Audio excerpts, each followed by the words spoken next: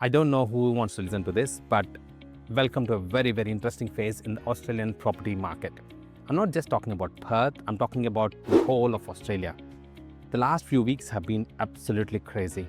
We had all the discussions around the budget, how it's going to change, the self-managed super fund, investors rushing into the market, and property selling for what at least I think are ridiculous prices, some of them. And now that rush is over. So let me say it out. The big question is, what does this new look like? Honestly, we don't know yet. And here's what I'm expecting. I think the market is going to slow down. Not crashing, not disappearing, just slowing down, breathing, if I can put it that way. Properties that were sold for, say, $850, $900, $950, $1 million, because there are like 5, 6, 7 buyers competing with each other and all that, you might suddenly see that the same properties will be advertised at lower prices. And the sellers are going to reset their expectations. And they have to, they can't just go and say, oh, something in my street sold 5 months ago at this price. You don't get that anymore. Because you can't tell a seller that I'll get you 900,000 as a sales agent just because someone else wants to get it. But that was happening in the past, not anymore. The market is going to change very quickly. And here's something I'm going to predict as well. Some sales agents who haven't got a lot of experience, who just came in the market about 3-4 years ago, and they've been selling properties like crazy, like 50, 70, 80 properties in a month and so on. If it's a big organization, they will see a big slowdown.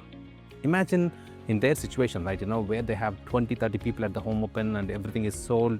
All of a sudden, we'll see probably 1 or 2 or maybe none. Imagine going from 5 offers in day 1 to 0 in 5 weeks. That's when things get very interesting, because agents start calling other people. Sellers start questioning the price. The price will eventually start slowing down and lesser price will be in there.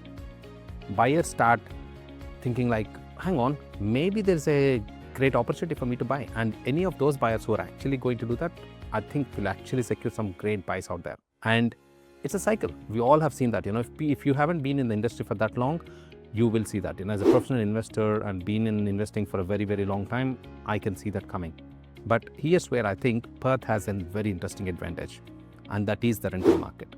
If the rents continue to increase and the rental yields improve, investors may actually want to not sell anymore. And they may actually say that, why am I selling the property?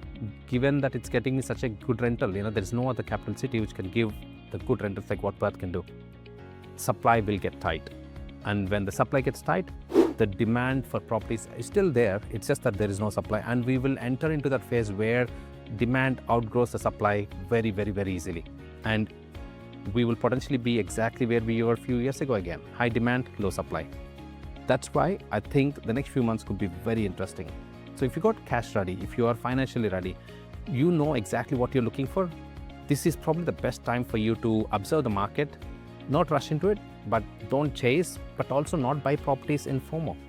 Be very strategic of what you want to buy, because sometimes the best opportunities don't come when everyone is buying.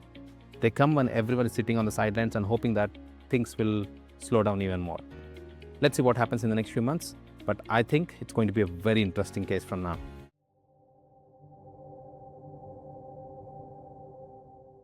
I don't know